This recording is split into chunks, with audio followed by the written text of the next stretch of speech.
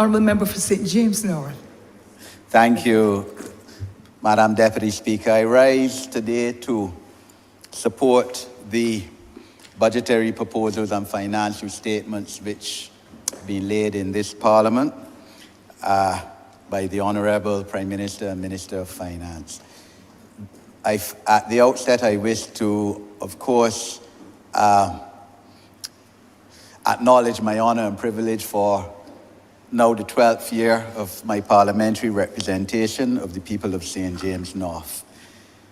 And I'll speak to what this government has been doing within that constituency during my presentation. First, wish to speak towards the comprehensive nature of the tax rebates and credits for projects aligned to national development which were delivered by the Honourable Prime Minister, especially in the areas of infrastructure, in terms of elderly care facilities, in terms of agriculture, technology, digitalization, cultural industries, water, storage, preservation, energy storage, the boosting of climate resilience, and the environment, all within these budgetary proposals. Also wish to associate myself with the stated intention to readjust the minimum wage for workers in this country, the benefits proposed to be given to teachers, nurses, policemen, and real and credible benefits, Deputy Speaker, not like the ones promised to the teachers, police, and nurses in the 2008 manifesto and on the platform of the Democratic Labour Party, that they would give them tax-free allowances, duty-free allowances for vehicles, a promise that was not realized in the 10 years, 3 months of the last decade. So there's something for everyone in this budget, Deputy Speaker. I first wish to address for a while business facilitation and investment proposals in the budget, then speak on issues relating to my constituency, and then, of course, I could not sit down, Deputy Speaker, unless I speak towards the issue of disabilities and the benefits in this presentation for people with disabilities. We have recognized and ease of doing business has always been a difficulty in Barbados. Before COVID, we brought down Barbados from being one of the most difficult countries to do business in the world in, brought it down to number 119, sir, from 156. But then, of course, COVID came along. And since then, clearly, one of the prime aims of this government is to try and make Barbados a better place to do business. So we have proposed the creation of an intellectual property agency as a dedicated division to support the registration of patents and trademarks in accordance with various international conventions relating to intellectual property. This is key, sir, because that office, as it is right now within CAIPO, is problematic. I know that reforms are being carried out, proposals by a prime accounting company, but it is still problematic. It is still difficult to do business, especially within the area of intellectual property. They take too long in terms of applications, and therefore the proposal to intervene with the creation of a special dedicated agency is certainly noble, sir. The provision of a committee headed by the Honourable Attorney General and Minister of Housing to try to get a handle of the delays in property transactions, why it takes so long for property transfers, is probably long overdue. And some of the reasons, as the Honourable Prime Minister said, have to do with the state as well. And therefore, I certainly look forward to attending the sessions on this issue and making an input. And then, of course, the proposed creation of the entity called Business Barbados is key.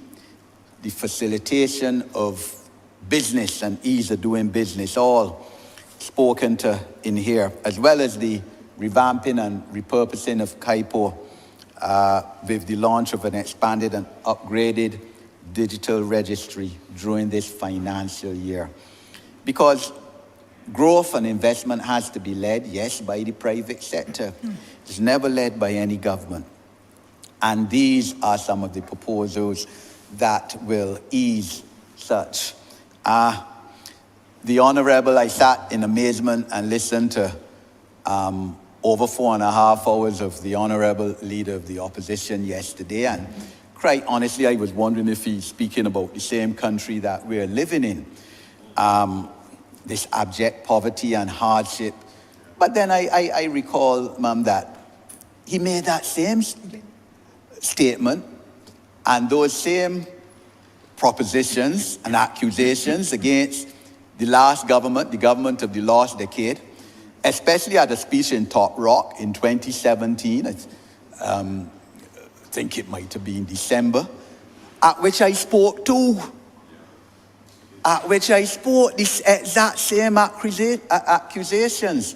And I wondered to myself if the Honourable Member for Christchurch South could honestly come in this Parliament and tell this Parliament and the people of Barbados through this Parliament if there has ever been a time, in his opinion, that this country under DLP administration did not have a large amount of people suffering under abject poverty and hardship.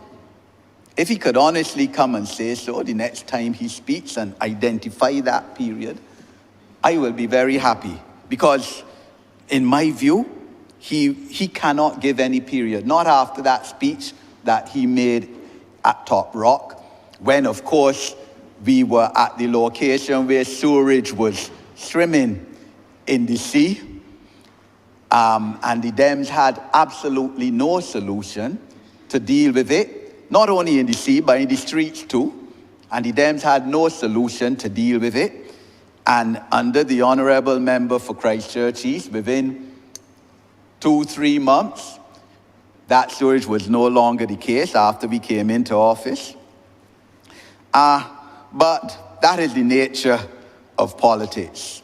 And this is one of the reasons why people of Barbados, quite honestly, do not have respect for a lot of politicians, because you're not true to yourselves and you have no basic philosophy and standing and principle on issues. In terms of St. James North, Deputy Speaker, this is the first time in my, as I said, this is my 12th year now of parliamentary representation, that I can stand here and sincerely thank a Minister of Public Works and that ministry for the work that is being done in my constituency. Within the last 3 months, 10 roads have been done, Madam Speaker, Deputy Speaker.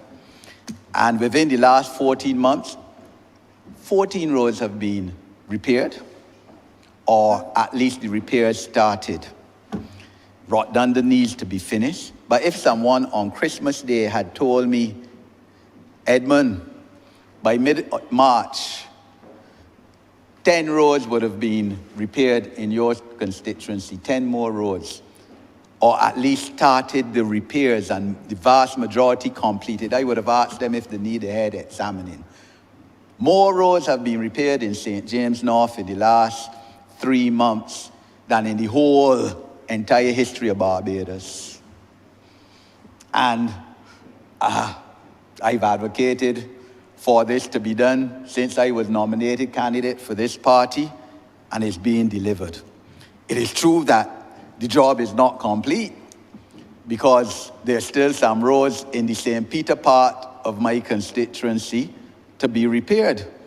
And the irony, as the Honourable Member for St. Peter and I joke about, is that I got 2 roads apparently repaired in the St. Peter part of my constituency that the feeling was that they were in the constituency of St. Peter, so I probably benefited 2 additional roads. That is the honest truth, but it's well deserved.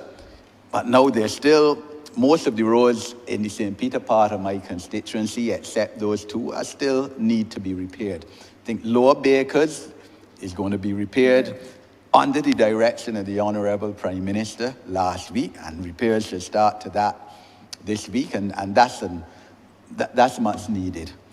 So road repairs no longer an issue now in St. James North, except for the St. Peter part, which I trust will be done within this upcoming financial year. New fish market, Spink and Span Western, being constructed, due to finish around the end of this year, cost $3 million. The old fire station, which the Dems ignobly closed down in May 2017, without even telling me as parliamentary representative or the people who live in Western. Some refurbishment about to start there for that to be retrofitted to house a department or station of the coastal unit. Drainage, the hope and promise and expectation that when the new civic center is constructed above Trench, that part of that construction and mandate will be to deal with the problem of flooding in Trench, which all the rain has to do is set up. The sky has to set up and Trench flood out. But the Prime Minister, the Honorable Prime Minister, Minister of Finance, has addressed that too with her 20% rebate on assessed land tax for residential purposes that suffer from perennial flooding from rainfall and associated damage, provided that the homeowners have valid home insurance policies in place with flood insurance coverage. And this will be for the direct benefit of the owners of property in Trench. They certainly, Madam Deputy Speaker, have to insure their houses, which we have been urging them to do. Insure your house. We all know that property insurance has now increased. I got a bill for a property that a company of mine owns, and it's a 20% increase. But I appeal to Barbadians, don't let that deter you from insuring your property. And the people of Trench and other parts of St. James North which flood, I'm appealing to you to ensure that your property insurance is in place, covered with flood damage, and you will get a 20% rebate on your assessed land tax for so doing, because Trench clearly has to come within the ambit of one of the areas in Barbados where there's perennial flooding from rainfall. The issue, Madam Deputy Speaker, of the coastal infrastructural projects, which the Honorable Prime Minister announced will be implemented as a consequence of her signing the $50 million loan with the IADB in Dominican Republic 2 weeks ago. The area of Roadview and Mullins directly to benefit from that, because yes, beach erosion there as a result of climate change is a serious problem. And part of these monies, this 50 million, will go towards buttressing the coastal protection and the houses along in that area, which is a serious problem right now. Therefore, that proposal to urgently stabilize the shoreline and to enhance it in St. James North is key. There is also what remains from St. James North, of course, and we addressed this in the estimates, the issue of the sports facility, lack of a sports facility on the coast in St. James North, and I trust that an imminent location can be found for such by the Ministry of Sports. The issue, Madam Deputy Speaker, of disabilities and the benefits there have caused people who traditionally are not supportive of the Barbados Labour Party to tell me yesterday morning that this Prime Minister is the best Prime Minister Barbados has had for persons with disabilities. Member, please be reminded you've got 4 minutes to conclude. Yes, ma'am. Thank you. I spent the first 2 hours of my morning yesterday taking phone calls, responding to WhatsApps from people with disabilities all over Barbados who were extremely happy with the proposals that from October the 1st, because time has to be given to put in place, there will be categories of persons with disabilities will be given 100% non-contributory old age pension if you're an adult, 50% if you are a minor. And the Prime Minister said yesterday that she tonight will widen the categories which she named in her presentation 2 days ago, from the cerebral palsy, advanced multiple sclerosis, and autism. Because as she, and it is incredible, Madam Deputy Speaker, the Honourable Leader of the Opposition, his very first point yesterday, very first, so he thought he had a political win, was to read a letter from a caregiver of someone with Down syndrome, saying that, well, Down syndrome should have been included. The Honourable Prime Minister was able to intervene on a point of elucidation and said, look, the Honourable Member for St. James North has already spoken to me about that omission and other omissions, and I will make the adjustment in my wrap-up. So you're facing, that is the opposition facing a mammoth first innings total by the other side of 500 plus. And first over, bowl, out, no point, dealt with. And the Honourable Leader of the Opposition would understand that because he was a cricketer of some sorts in the past. But, you know, Leviticus 19:14 says, don't curse the deaf. Don't put a stumbling block in front of the blind. Fear your God. That's something that always people who seek to serve the most vulnerable must be mindful of. And